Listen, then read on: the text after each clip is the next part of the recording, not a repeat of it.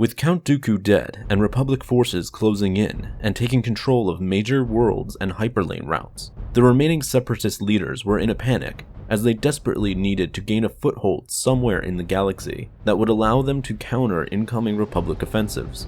At this point in the war, the Republic had effectively secured the northern and southern regions of the galaxy, which not only allowed them to start instigating aggressive attack campaigns, but it also separated Separatist forces across the galaxy, cutting them off from each other, and in effect isolating them from one another, which disrupted their means of movement across the galaxy and ability to reinforce their positions. Unable to reclaim any of the major hyperlane routes that were under Republic control, the Separatists decided to turn their eye on Kashyyyk, which was at the center of major trading hyperspace lanes. Hoping to gain control of the minor hyperspace routes as a means to increase their chances of reclaiming some of the more prominent ones, the Separatists began to move in on the Wookiee homeworld. At this point, Kashyyyk was neutral, as its royal families didn't want to join a devastating war they had no part in.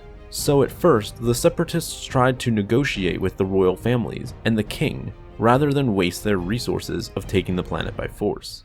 The king and the royal families were initially hesitant, not wishing to have a massive military fleet use the hyperspace lanes right at their doorstep, but also not wishing to be invaded. The Wookiees took their time considering the options, which the Separatists had no time for, as they were desperate in reclaiming their lost territories and had no time to waste. Annoyed at how long the diplomatic process was taking, General Grievous ordered for a few droid forces to be sent to Kashyyyk as a means to encourage the natives into joining them. But this ended up being a mistake, as the probe droids that were sent accidentally killed the Kashyyyk king's son, who was mistaken for being a wild animal as he was out in the jungle on one of his hunting trips. This, of course, enraged the king of Kashyyyk, who declared war on the Separatists as a result. Unable to do anything else, the Separatists were forced to commit their forces into conquering Kashyyyk.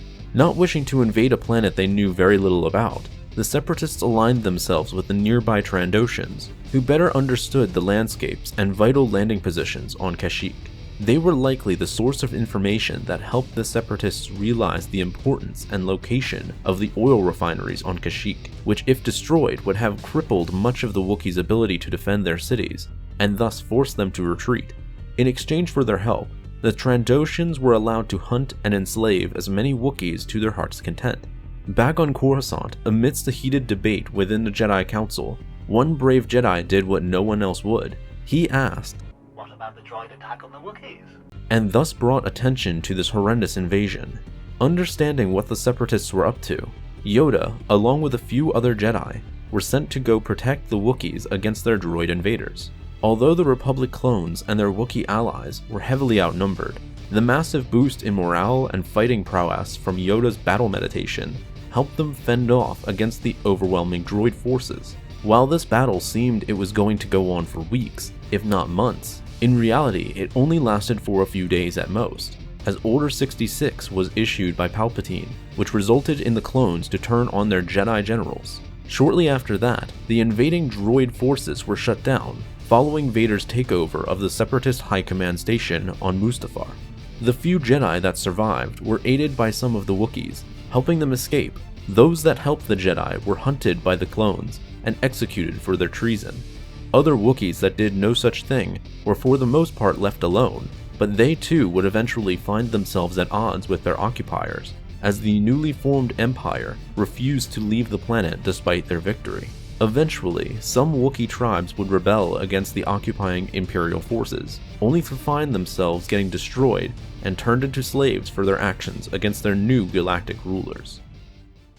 Thanks for watching this video. Help support the channel by becoming a member on our Patreon page, and be sure to subscribe for more videos like this one. And as always, may the Force be with you.